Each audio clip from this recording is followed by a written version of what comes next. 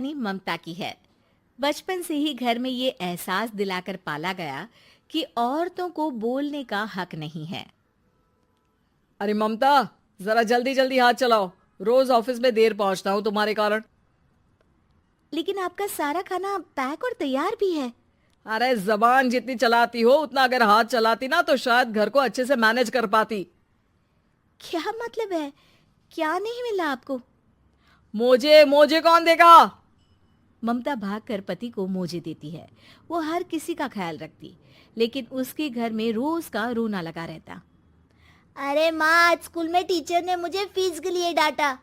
माँ, मुझे अच्छा नहीं लगता कि स्कूल में फीस के पैसों के लिए मुझे कोई भी बात सुनाए। अरे पर बेटा, ये तो पापा करते हैं ना, सारा ऑनलाइन। मुझे तो इसकी जानकारी भी नहीं है। हाँ हाँ, बना लो बच्चों के सामने मुझे बुरा। अरे करता तो मैं ही हूँ, माना, लेकिन मुझे कोई सपना थोड़ी ना आएगा कि बच्चों की फीस जमा करनी है। अरे बताओगी तो तुम ही ना। ममता की अब ये आदत में शुमार हो चुका था। वो हमेशा हर बात के लिए खुद को ही दोषी मानती। एक दिन वो पड़ोस की दोस्त से कहती है, समझ नहीं आता यार, मैं इतनी डम कैसे हो सकती हूँ। बात तो सही भी है ना। अब पति बेचारा नौकरी करे, पैसे कमाए, या फिर ये देखे कि बच्चों की फीस का वक्त है। क्या करूँ यार। पता नहीं, मेरे पति तो सारा काम खुद ही करते हैं। वो तो कहते हैं कि तुम थक जाती होगी, सारा दिन घर बाहर बच्चे। तो अच्छा, ऐसे भी पति होते हैं क्या? अरे क्या बात कर रही है? भाई साहब कभी तुझे किसी बात के लिए सुनाते नहीं? किसने कहा नहीं सुनाते? अरे ये पति चीज ही ऐसी होती है कि बिना पत्नी को सुनाए उन्हें चैन की नींद कहाँ आती है। तो तू भी परेशान रहती होगी कि कैसे, क्या, कब भूल गई। अरे वो तो मुझे बस इस बात के लिए ताना देते हैं कि मैं वक्त पर खाना क्यों नहीं खाती या पार्लर जाकर अपनी साज सज्जा क्यों नहीं करवाती। पड़ोसन बोल ही रही होती है कि ममता के बेटे की आवाज आती है। अरे माँ, क्या हो गया? लग नहीं रहा कि आज आप मुझे पानी भी देगी। अरे कब से खाने के लिए वेट कर रहा हूँ। अरे यार, मैं चलती हूँ। बेटा खाने के लिए वेट कर रहा है, मैंने उसे खाना भी नहीं दिया। अरे 12वीं में पहुंच चुका है तुम्हारा बेटा, उसे बोलो खुद पानी लिया करे। मैंने तो अपने बच्चों को काम करना सिखाया है। अरे यार, खुद की भी तो कोई लाइफ है। माना जब नहीं कर सकते थे तो किया, लेकिन अब इतने बड़े बच्चों की हर बात मानेंगे तो मुश्किल तो अपने को ही होगी। ममता को पड़ोसन की बात में दम तो लगता है, लेकिन करे क्या, आदत भी तो खुद ही ने डाली थी। ममता घर जाती है कि तभी बेटी आ जाती है। माँ, परसों मुझे एक शादी में जाना है। तेरी वो जो लाल वाली साड़ी है ना, उसे दे देना। मैं आज जाकर टेलर को दे दूंगी, वो उस साड़ी से सूट बना देगा। अरे नहीं नहीं तारा, वो मेरी माँ ने मुझे दी थी और उस साड़ी से मेरी काफ़ी भावनाएं जुड़ी हैं। तुमको ना मैं दूसरी साड़ी दे दूंगी। ओके, कोई बात नहीं, लेकिन आज दे ही देना पक्का। तारा माँ की साड़ी से सूट बनवाकर पार्टी में जाती है, लेकिन जब वो पार्टी से लौटती है, क्या है, मैं तो समझ ही नहीं पा रही हूँ। अरे जब वो साड़ी मांगी थी तो ये छल्ली सी साड़ी क्यों दे दी? मैं ही पागल थी जो इस साड़ी का सूट बनवा लिया मैंने। माँ, जानती भी हो कि कॉलेज में मेरी कितनी हंसी उड़ी। तभी वहां ममता का पति सुनील आ जाता है। अरे गवार औरत, जब बेटी साड़ी मांग रही थी तो दे देती ना।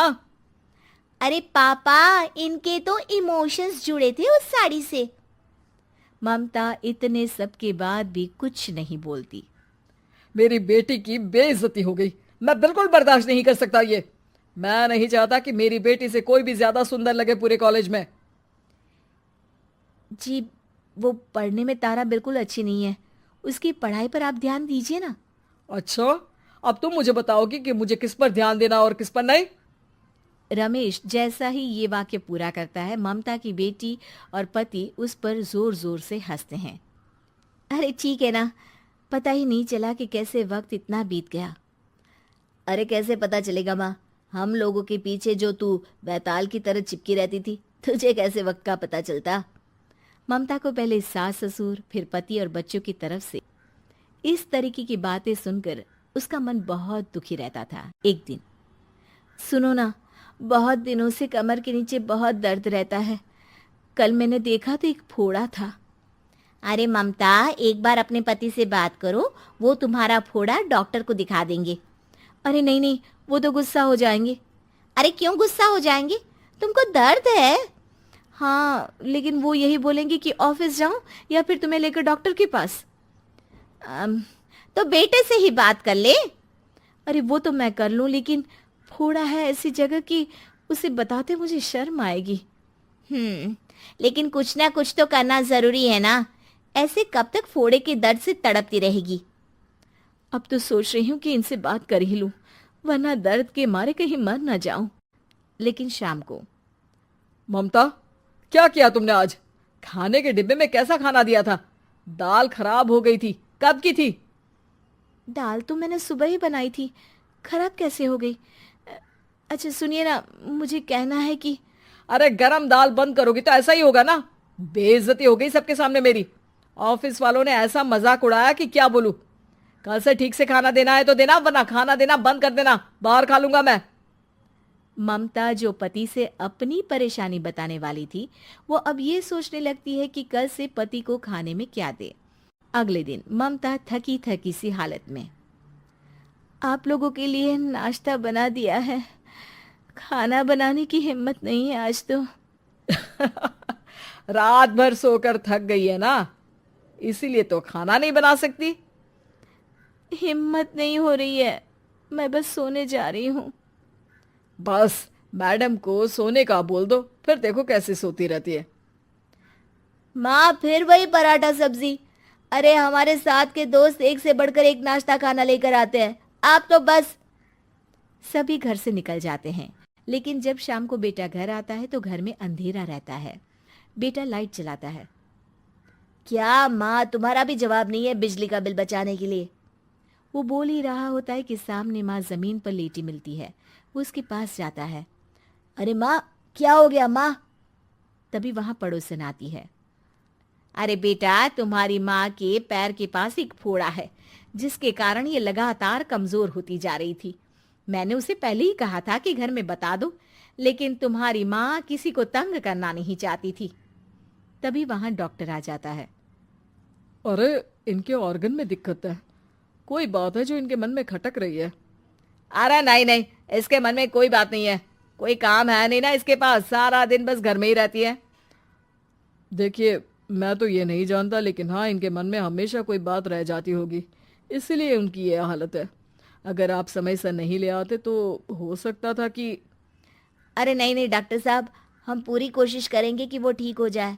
हम लोगों ने अपनी ही परेशानी माँ के सामने रखी, लेकिन किसी ने माँ की दिक्कत को जानने की कोशिश तक नहीं की। हाँ, मैंने भी ममता को हमेशा घरेलू जरूरत से ज्यादा काम का नहीं सोचा था। ममता को होश आता है और वो खुद को अपने बेडरूम में देखती है। वो उठने की कोशिश करती है कि माँ, अब आप नहीं उठेंगी, हम लोग है ना, हम लोग आपको पूरी तरह से खुश रखने की कोशिश करेंगे। शाया कर, जा बहू को कमरे से बाहर ले आ। लेकिन बेटा नहीं मानता और बहू कमरे में सारा दिन बंद रहती है। शाम को बेटा बाहर जाता है कि सास चाय और बिस्कुट लेकर बहू के कमरे में जाती है। बहू बेटा ये ले, चाय पी ले। रो रो कर कैसी शक्ल बना ली है बेटा। माँ जी, ये कैसे लोग हैं? आप कैसे मैनेज कर रही हैं? ऐसे थोड़ी ना होता है माँ जी। घर की औरतों को तो पिताजी और ये इंसान समझते ही नहीं। क्या करूं बेटा, मैंने तो जैसे तैसे सह लिया, लेकिन तू ना सहना। दोनों बात कर ही रहे थे कि ससुर आ जाते हैं। अच्छा, तो अब बहू को भड़का रही हो? बहुत दिन हो गए मार खाए, अब क्या बहू के सामने खाओगे? जाओ यहाँ से, और जरूरत नहीं है ज्यादा इस लड़की को सर पर चढ़ाने की, समझी? बहू को ससुर की बात पर गुस्सा आ जाता है, लेकिन वो कुछ नहीं कहती। आए दिन बहू देखती है कि कैसे उसकी सास और उसके साथ उसका ससुर और पति गंदा व्यवहार करते हैं। फिर एक दिन, ये क्या बनाया है? खाना बनाना नहीं आता क्या? ये बोलकर वो खाने की भरी सारी थाली फेंक देता है। अरे बेटा कोई बात नहीं, शांत हो जा, मैं अभी बाहर से कुछ मंगवा देता हूँ। हाँ पापा, ऑर्डर करिए, ऐसे खाने से तो पेट भरने से रहा। वैसे खाना तुमको बनाना आता नहीं और बाहर जाकर नौकरी करना चाहती हो। अरे तुम जैसे को तो पूछते भी नहीं है बाहर। बहू को पति की बात पर गुस्सा आता है, तभी सास बोल पड़ती है। तेरे से ज्यादा पढ़ी लिखी है, वो तो तूने इसे कहा था कि तू नौकरी करने देगा तो तुझसे शादी कर ली, वरना ना ही करवाते इसके माँ बाप तुझसे शादी इसकी। और कमाती भी ये तेरे जितना ही है बेटा। बहू हैरान रह जाती है कि जो सास खुद के लिए एक बार भी खड़ी नहीं हुई, वो उसके लिए बेटे को भी भला बुरा सुना रही है। उसकी नज़र में सास की इज्जत और बढ़ जाती है। वो सास को देखकर ये सब सोच ही रही थी कि उसके कान में एक जोर से चांटे की आवाज़ आती है। किसको मार पड़ी? वो देख ही रही होती है कि उसकी नज़र ज़मीन पर बैठी सास पर पड़ती है। अभी तो धीरे से मारा, फिर जुबान खोली ना तो ऐसा मारूंगा कि कान के पर्दे फट जाएंगे। सास रो रही थी। बेटा और पति वहां से चले जाते हैं। पिताजी अच्छा किया माँ को जोर का चांटा लगाकर, आगे से जबान खोलने से पहले 4 बार सोचेंगी। बड़ी आई। दोनों हंसते हुए वहां से निकल जाते हैं। बहू सास को उठाती है और पानी देती है। मैंने ये दिन रोज देखे हैं बहू, लेकिन तू नहीं सहना। तू अपना जीवन अपने अनुसार जीना। शादी के वक्त मैंने तेरी माँ से बात करने की कोशिश की थी, उन्हें बताया था, लेकिन वो नहीं मानी। बहू सास को पकड़कर रोने लगती है। वो इसलिए नहीं मानी क्योंकि वो मेरी सगी माँ नहीं है। माँ जी, जिस तरह से आप मेरे लिए खड़ी हुई है ना, मेरी माँ भी नहीं हुई। बेटा, मैं तेरा भला चाहती हूँ। तू नौकरी इस घर में रहकर तो नहीं कर पाएगी। एक काम कर, इस घर से चली जा, पैसे कमा और खुश रह। माँ जी, हो सकता है कल तक मैं आपके इस फैसले को मान जाती, लेकिन आज नहीं। माँ जी, आप यहाँ इस नर्क को झेले और मैं आपको छोड़कर चली जाऊं? नहीं, कभी नहीं। अगले रोज, सुनिए, वो क्या है ना, मुझे कुछ कपड़े और गहनों की ज़रूरत है, तो ज़रा पैसे दीजिए ना। अब आप घर के मर्द हो तो पैसे तो आपसे ही मांगूंगे ना। बुरा तो नहीं लग रहा ना आपको?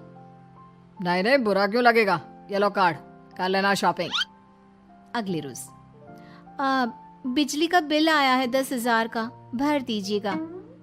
इतना बिल कैसे आ गया? बेटा, वो क्या है ना, सारा दिन बहू घर में रहती है तो कमरे में एसी और टीवी चलता रहता है। अब कम से कम बाहर जाए तो 4 पैसे कमा कर लाए। लेकिन हम लोगों को थोड़ी ना औरत की कमाई खानी है, वो तो मर्द ही करता है ना। पति पर्स देखता है और फिर हाँ माँ, ठीक बोल रही हो।